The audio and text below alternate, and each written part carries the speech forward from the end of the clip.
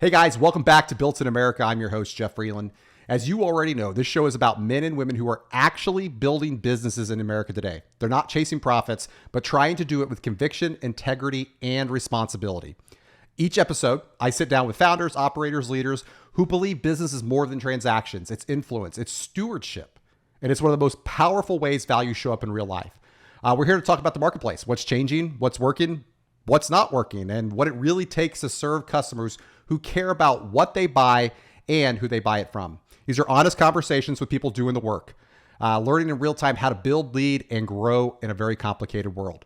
And today I am super excited to have Bill Kinnard, who is the president and CEO of Grandy Associates, whose work sits right at the intersection of what I was just talking about, building a business and staying grounded in their values. Bill, thanks so much for being here, man. I really appreciate it. Could you tell me a little bit about Grandy Associates? Oh, absolutely. Hey, it's a pleasure to be here, Jeff.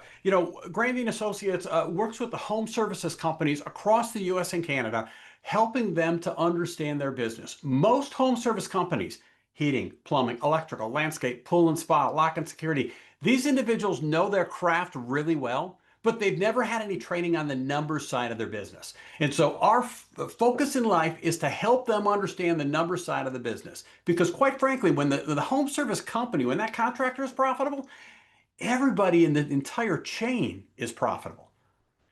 Wonderful. Yeah, that's absolutely true. All right. Well, let's jump into our 5 questions that we do every show. First question: how does your business help people live out their values when they spend their money? Oh, no, that's actually an easy one for us. Our why is we improve lives. And that takes a couple of different forms here. Number one, just in terms of what we do in our training and coaching, is we know that if we can help a business owner understand their business better, they become more profitable as a company. And that not only helps the business owner and their family, but it impacts the lives of every single person who works for that company and their families along with it. And so we really want to help that business be as profitable as they can so they can really spread the wealth and impact every family in that company. And we not only work with our clients on that end, we do the same thing here in our company, right? It's our goal to treat our team as well as we can. And as a result, quite frankly, I've got a team of rock stars here who live every day trying to help those and improve lives. But then we also try and lead by example. As a company, I'm on the board of directors for a long time, was on the board for a homeless shelter here in Green Bay, Wisconsin.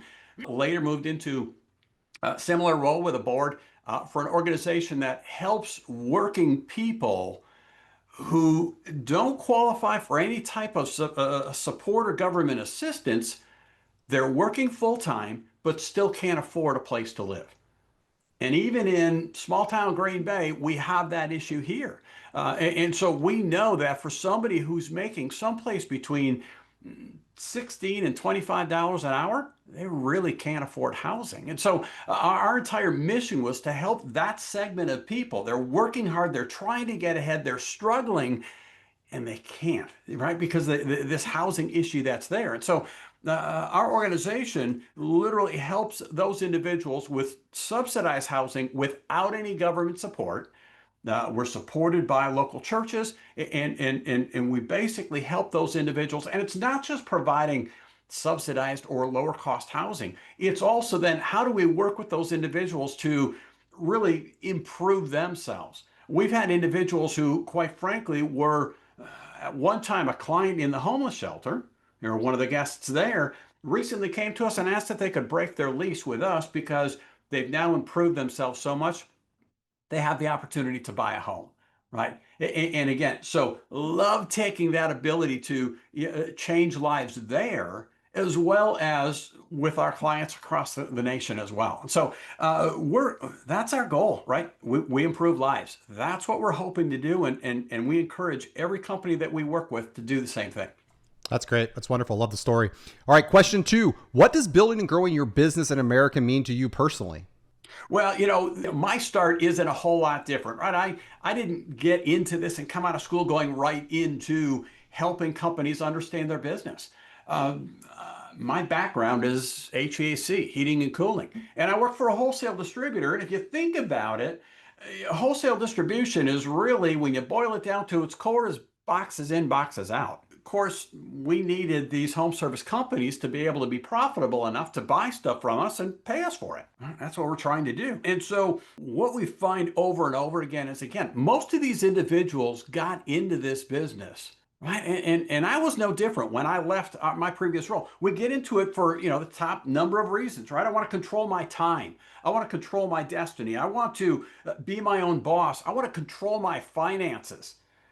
Yet most companies get, when the owner gets into it and they're there for several years, now they're in there slogging it out, and they're fighting the battle every single day, and they don't have any control over their time, and many of them don't have any control over their finances, and now they're kind of stuck in the hamster wheel and really don't have control of their future. And and so building that business, really in America means understanding the business, what it takes to actually make it work. And it's way more than knowing my craft. Right?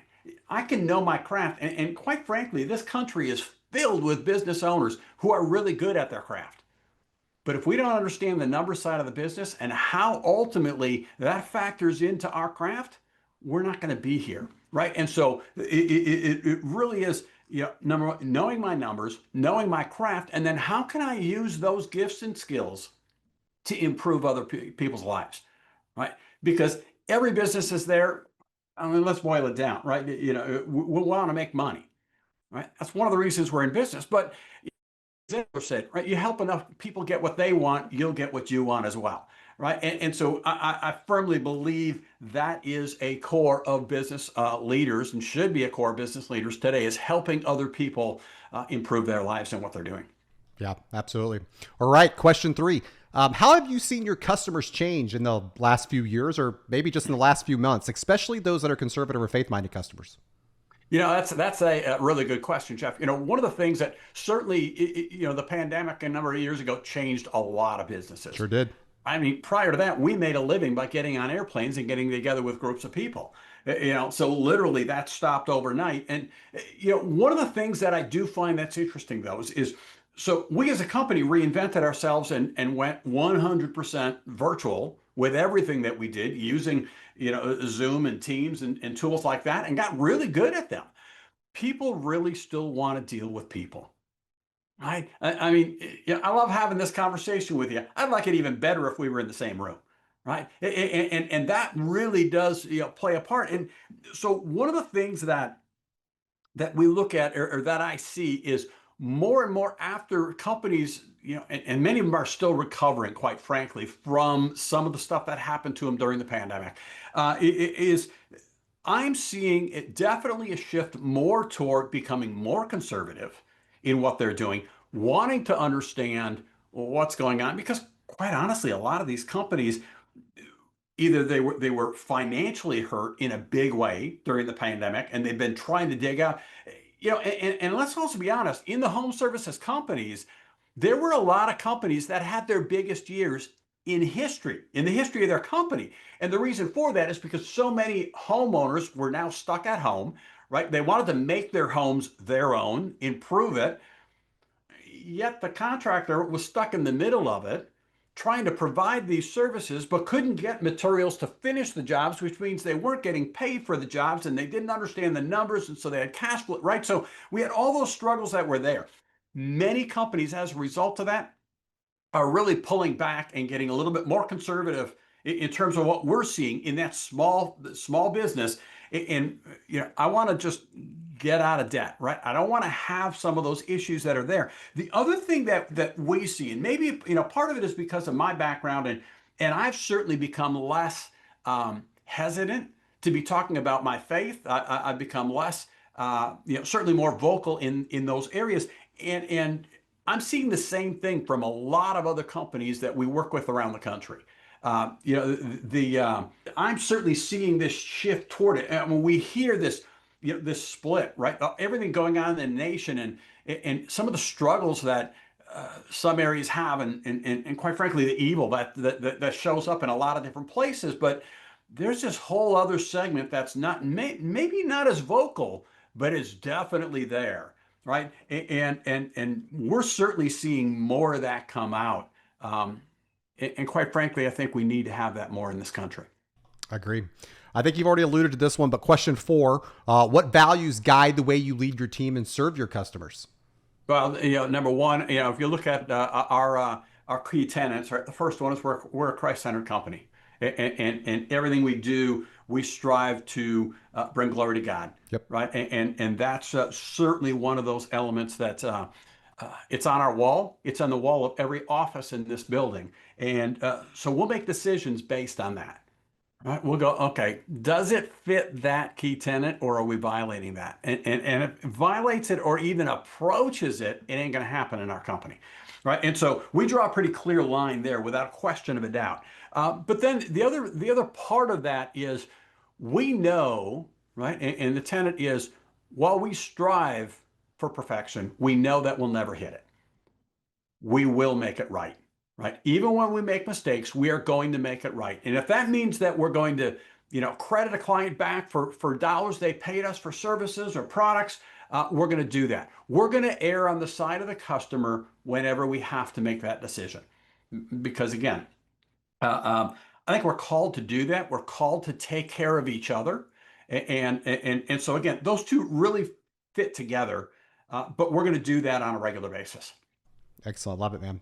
All right. Question 5, last one, but my favorite. What's one piece of advice you would give other business owners trying to reach values-driven Americans?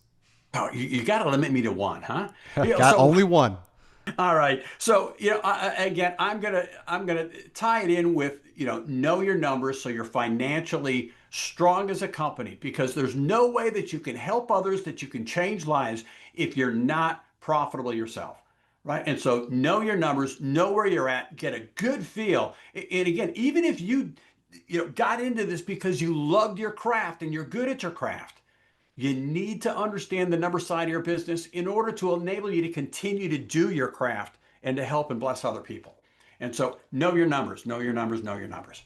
Yeah, it's absolutely true. Absolutely true. Mm-hmm.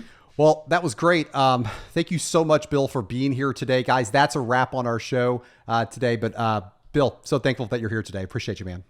Hey, love being here. Thanks, Jeff. Guys, I hope today's conversation encouraged you and reminding you that building a business in this country is way more than about profits. It's about values, people, and long-term impact. If you enjoyed this episode, make sure you subscribe to our weekly Liberty Spenders podcast. You can find it right here on YouTube, where we go deeper in how Americans are choosing to live out their values with where and how they spend their money. And if you're a business owner or a leader or a brand that wants to better understand how to serve value-driven Americans, head over to libertyspenders.com. You can check us out, book a meeting with myself or anybody on the team. And finally, maybe you or someone you know would be a good guest here on a Built in America podcast. We've had a couple of people apply and we love it. Head over to builtinamericapodcast.com. You can learn more and apply. But guys, thanks for listening. Thanks for supporting American-built businesses, and we'll see you next time on Built in America.